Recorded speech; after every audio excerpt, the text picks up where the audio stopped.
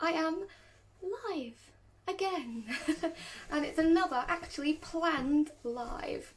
So every week in the Facebook group, I am giving everyone the option to choose what you would like to see me talk about each week. And this week, it was a bit of a tricky one. It was between two different topics. I think it was on general manners or freedom walks. Because I probably talk about like general manners quite a lot, I decided to go with freedom walks. So put with a little emoji there. So today I'm going to be talking freedom walks. Like, I'm going to be talking what are freedom walks, keeping an eye on my puppy trying to throw around an ostrich bone. And talk about what are freedom walks, what are the benefits, how you can carry them out, and loads of details about walks in general.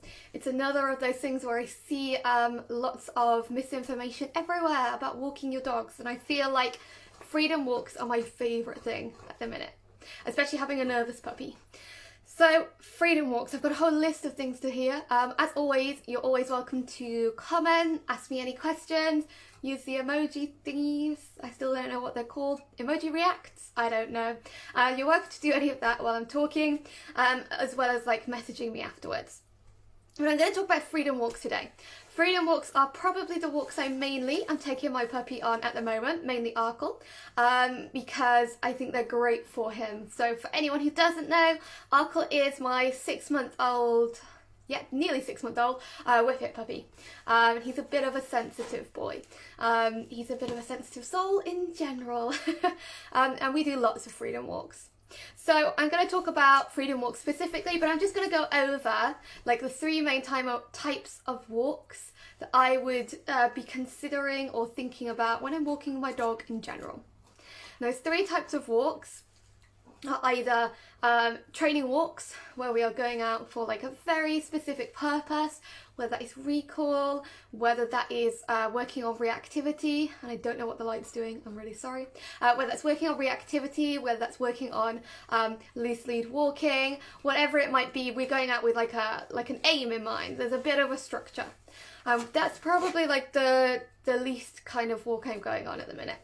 And then along with that we have purposeless walks, where we might just go somewhere and we might just sit around and watch the world around us. And these are, you know, both those walks have great benefits. The purposeless walks are great for just reducing excitement, reducing arousal, reducing stress. They're not very exciting for us, but they're very good to get our dogs the idea they're going out. But I'm not going to talk too much about training walks or purposeless walks today. I'm going to focus on freedom walks. So, what are freedom walks? I've been saying it 100 times and you're thinking, what are you on about? So for me, a freedom walk is an opportunity for my dog to be a dog without them having to worry and without either of us having to stress. I don't want my walks to primarily be stressful with my dog, because that's going to damage our relationship. The lighting's bugging me. I don't know how it's not bugging anyone else. I want the walks to be as stressful as possible. So for me, freedom walks are opportunities for my dog to be a dog, where I've taken them like specific places where we don't have to worry. And that might be for a reactive dog, we go somewhere quiet. For an excited dog, we go somewhere quiet. For a nervous dog, we might also go somewhere quiet. So for me, these are places where I am not anticipating having to work on any issues. And these are walks where I'm going on as an opportunity to just get out and let my dog be free and enjoy themselves. Because I think that's really important. So when I say be free and enjoy themselves, it might be that your dog has good recall and they're okay to go off the lead, or, you know, they're good with all dogs and you can let them off the lead. You know, in this nice, ideally like quiet area, they can have some freedom in terms of just running around and being a dog. However, you might have a dog who struggles with their recall. You might have a dog who struggles with other dogs, or you might have a dog who is very nervous, like a recently rescued, rescue from abroad, who might be a flight risk, who might run away when anxious. So for those kind of dogs, I would probably not give them like off-lead access, but where safe to do so, I would definitely be giving them the opportunity to be on a long line. And a long line gives them that like opportunity for freedom without it necessarily being a safety hazard, like without you worrying. It gives them freedom and it gives you a safety net. If your dog goes to run, you've got that long line to grab. And I think that's really important. So these are places where my dog can be a dog, and I really feel like as society is now, we don't do this enough. I definitely feel like in the last few years, I've not done it enough with my dogs. And then it's just, you know, allowing them, so this could be woodland walks, this could be, you know, walks to like, you know, nature-y areas or nature reserves that allow dogs, where it's nice and quiet, it's nice and peaceful. And you're not having, and your dog's not having, to stress about the eventuality of certain things. You know, you can't bubble wrap for life, things might pop up, that's just life, unfortunately. But the idea of these walks is, we don't need to stress. When my dog, so when Arkle is on his freedom walk, which he has most days a week at the minute, we tend to, though not always, we do try and vary it, tend to go to the quarry, and it's just great. I can have him on his long line, and in all honesty, we're probably at the point with him being a puppy, I can just let him off the lead, his recall's really good, he can just run. He can either run, which is, you know, Whippet's primary aim in life, run, or he can sniff, you know, there's long grass for him to run through, there's a stream for him to paddle in, which he surprisingly likes. Most Whippets don't like water, though you might correct me. Someone might correct me. And he just gets the opportunity to have fun, and honestly, it's one of the least stressful walks that we have, in that he's not like a overly stressed dog, he just panics a little bit. But each day that we've done these freedom walks, I have found that he is much less stressed day to day. So our walk there is less stressful. We don't drive, so we have to walk. But you could ideally, even better, drive to these places. When he's got his freedom on his long line, we're not having to do constant relentless work on loose lead walking. We're not having to work on worrying about a dog across the road, because you tend to find that once your dog has space, and they have the freedom to be off lead or on a long line, they do tend to make better choices. I don't know if any of you find that, but when your dog has freedom, and it always sounds like counterintuitive, but they tend to make better choices because they don't feel restricted by the lead. They have more things to interest them in their environment. They are far more engaged with what's going on. They are less concerned about the hundreds of other things that we might have on our day-to-day walks that are busy. You know, if we're going somewhere that's quite popular, we might have loads of dogs that they can see, there might be traffic they can hear, there might be, children nearby, whereas I'm thinking of walks where we're literally, our aim is maybe to encounter as little as possible. So, you know, why would I do a freedom walk? I think it improves my dog's quality of life quite significantly. My dogs, he's flailing around. If you hear a thud, the ostrich bone has gone on the floor. It's quite a big bone, I'll show you at the end. I feel it improves my dog's quality of life. A dog's one, there's never been, I'm rubbish at, there's the thud. Hang on, let's give you that. I told you it was coming. Dogs weren't made to just trot on a lead all day, and they weren't made to handle really busy situations. There are very few breeds that were perceived to be robust enough to handle like a busy life, walking into town every day, dealing with hundreds of different things. Because if you think about your day-to-day walk, maybe there are hundreds of triggers that you don't know about. Maybe they don't like the sound of a cyclist coming past, or a jogger nearby in high vis. That's often very stressful for dogs. Some dogs don't like high vis. It's a bit weird, but they don't tend to like it. It might be that they're, you know, not a fan of sudden motorbikes. Arkle's really not a fan of those. I don't know if anyone else's dog hates them as much as Arkle hates them, but he hates it when a motorbike just suddenly makes that, not going to try and make that noise, makes that noise where it suddenly just goes past you. He either freaks out and panics, or he lunges at it. He doesn't like it. So there might be hundreds of things, like on what you may be doing on your normal day-to-day walk, that are actually stressing your dog. And as those of you who work with me quite a lot know, these tiny little stresses, or how we might perceive these tiny stresses, add up. And they add up into the stress bucket. Too much stress leads to less good choices. It's not that they're intentionally making bad choices, it's just how the dog handles stress. So for me, a freedom walk is the opportunity to de-stress my dog, empty the stress bucket. Being a dog is being a dog and just be doing stupid dog things. You know, I mean, even what was he doing the other day? I think he was just running around a bush. I think I was running around a bush and he was chasing me.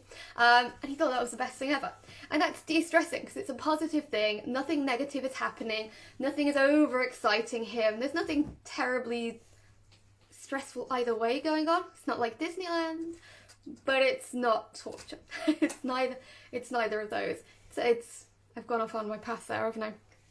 Full of hay fever. Tree pollen, apparently. I don't know. You would think with snow I wouldn't get it. But anyway.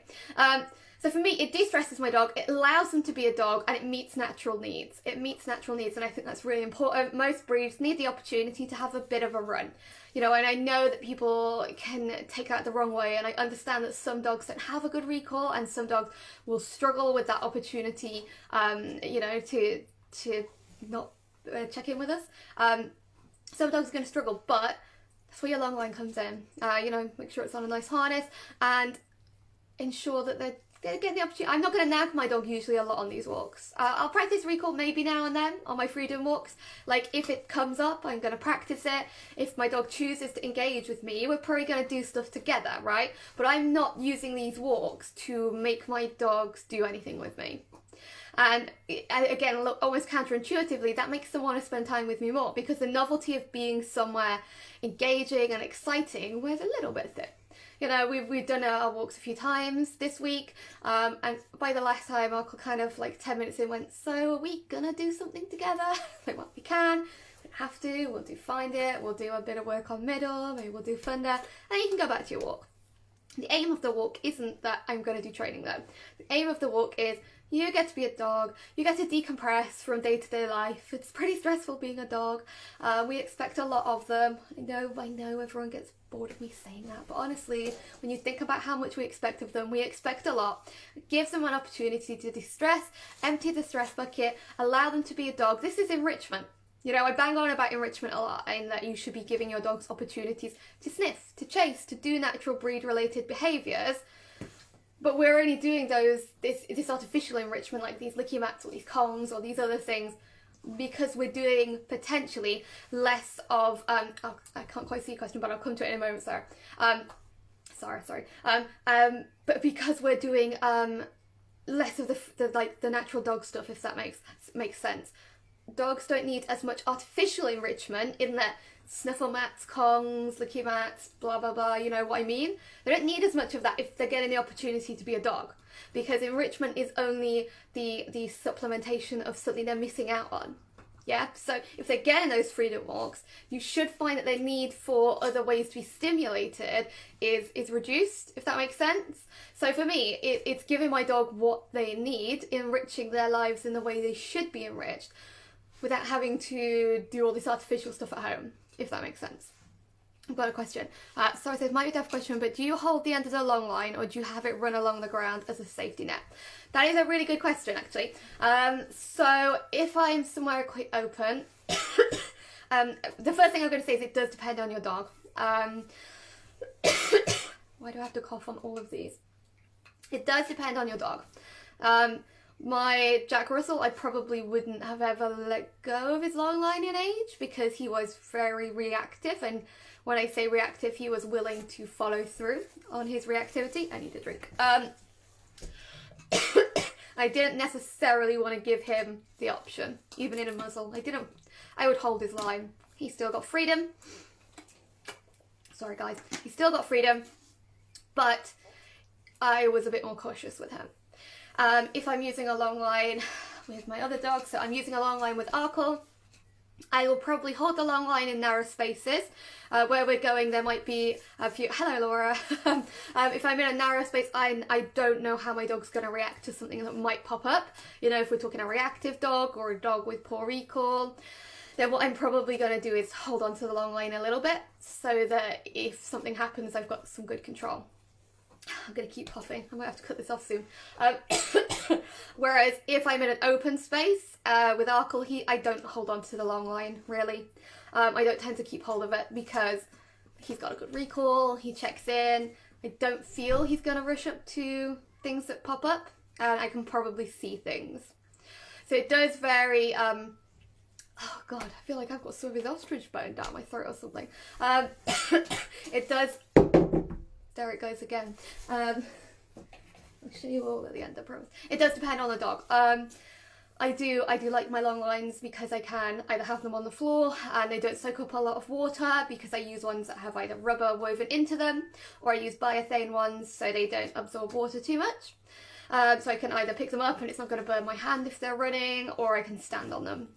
It really does depend on your dog and sort of where you're walking as well, I suppose. I hope that's answered your question, Sarah. Maybe it has. Feel free to ask any further follow-ups to that, because I think I've witted quite a bit in between coughing. It's also possible you didn't get any of that because I was coughing, so it could be it could be either way. I'm not sure how much longer I'm going to cough, but it's quite possible it's going to be a lot. You all know I have notes. I'm checking them. I have brain fog and a puppy. I can't remember all of these things. So for me, it's not just about my dog though. I personally find these freedom walks less stressful. I personally love going out and not having to worry about what bad thing might happen. I like going out with my dog, because that's what I got my, if we think about why you got your dog, I got my dog to go out on walks and not worry and just spend time with my dog. I'm gonna cough again. I didn't get my dog to deliberately just go out and like be around loads of people and dogs. I want my dog to be happy, and if he's not stressed, I tend to not be stressed as well. So these freedom walks are good for both of us. I feel a lot less stressed after doing these than if I was doing like a regular walk. If I was walking, let's say, into the bail gate, where potentially we might have people insisting their dog meets him, or their dog might bark at him quite excessively. That would be quite. I have to be quite aware when I'm doing those kind of training walks. I have to be aware of what's going on all the time. And although I definitely have to be aware on my freedom walks, I feel like the locations I choose, which is always going to vary, depending on what kind of walks you enjoy or your dog enjoys, I don't have to worry as much. I've picked places where I don't need to stress as much. And I find that helps both of us, because I want to enjoy the walk as much as my dog does, and you should want to enjoy your walk as much as your dog does too. It's like I spoke to someone recently in a consult, and I suggested for a little while trying to avoid dogs with her reactive dog, and she was like, "Oh, thank God, thank God you said that. I thought I had to go out and meet all these dogs, and it was stressing us all out, and we weren't actually enjoying our walks. They weren't very nice at all. I'm pretty happy I can now avoid them. You've told me to, and I have permission." But you didn't need my permission. You can always avoid dogs. For everyone, but it's one of those things where we often feel like we have to do a specific thing, but if we are getting stressed, our dog is going to pick up on that to some degree, and it's not going to be enjoyable for both of us. So I think freedom walks are walks that we should be doing regularly with our dogs. In fact, for me, I feel like they should be the primary walk that I'm doing between my 3 walk options, which is I'm gonna have to go soon. I can't stop coughing.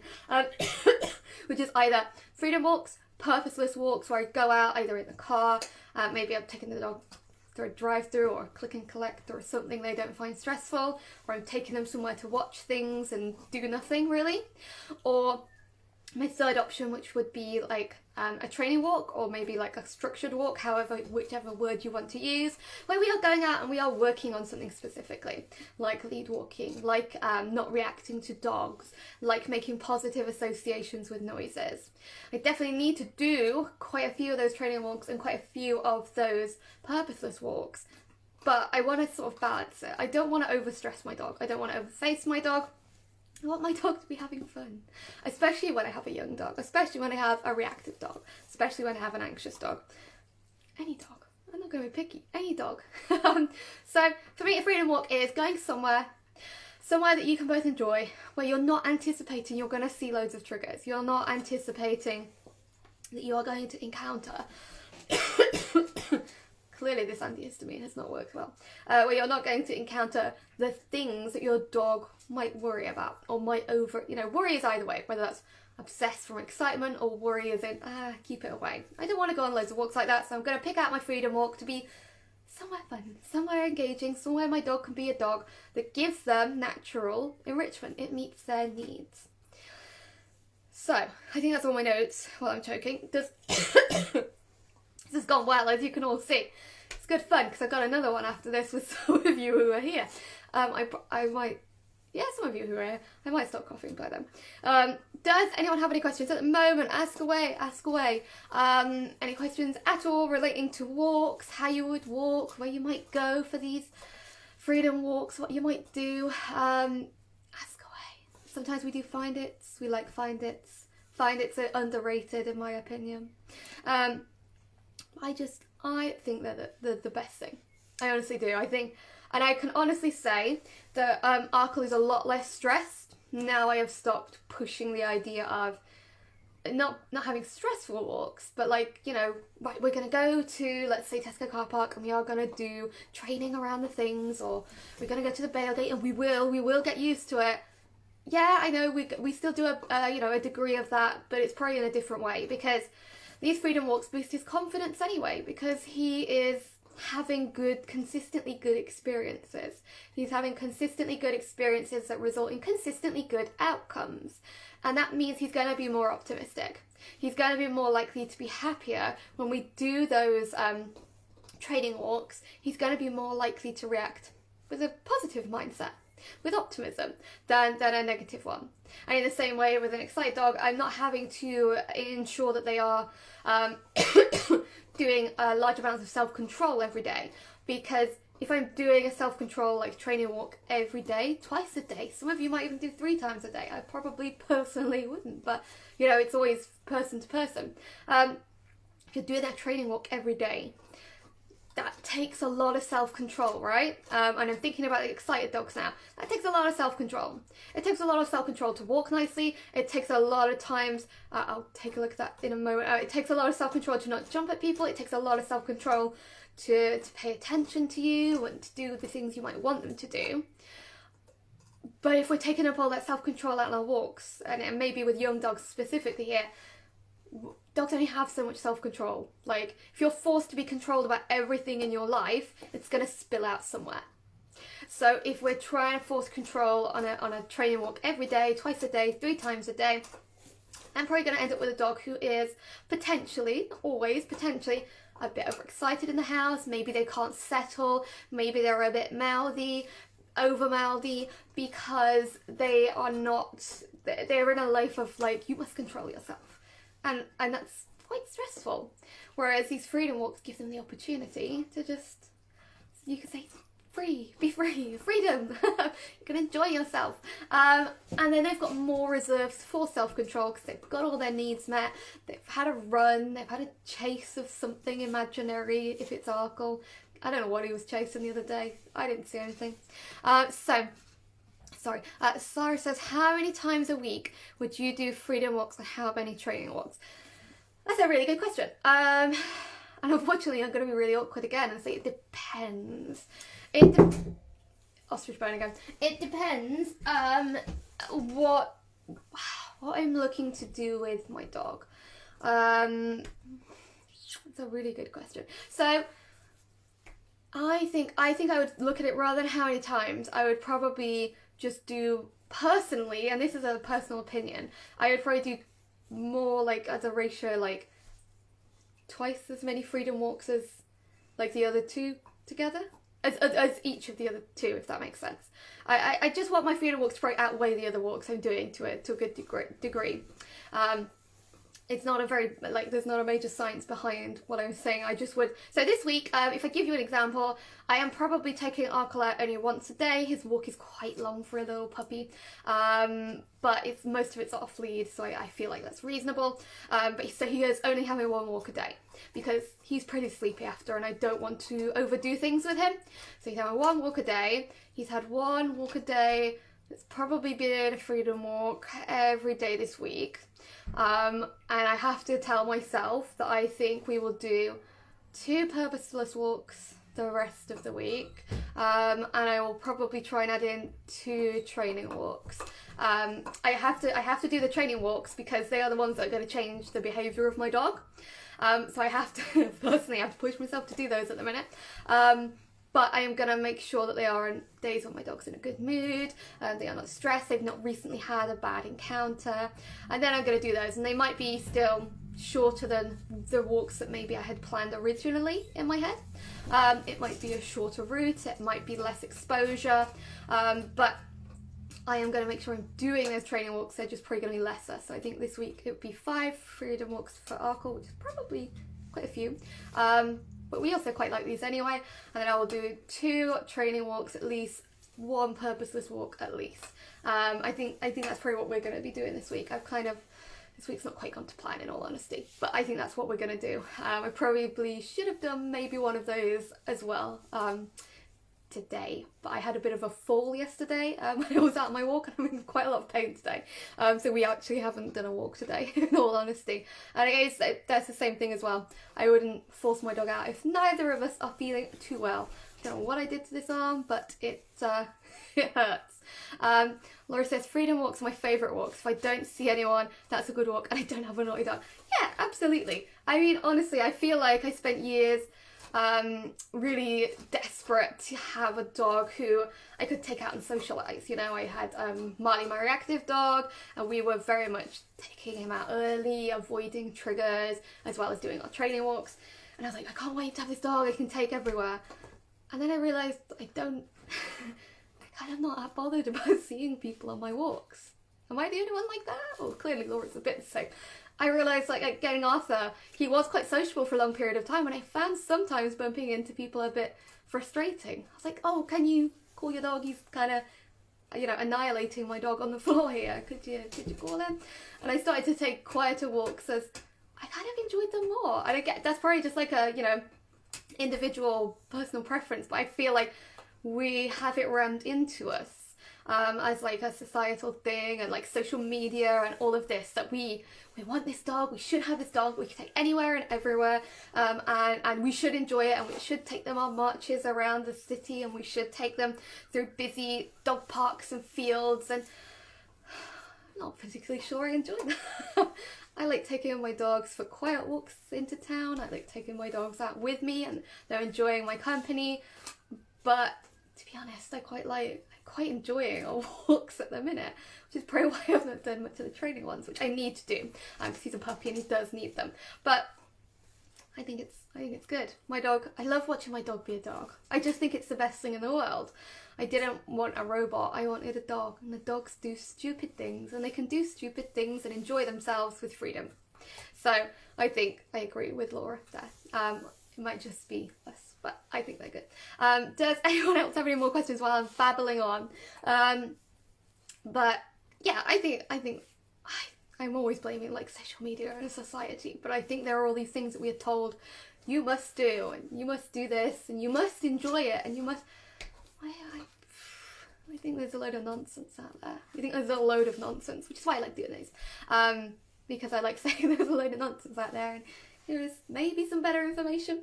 But yeah, honestly, if you enjoy freedom walks, do loads of them. It depends what your long-term goals are, I suppose.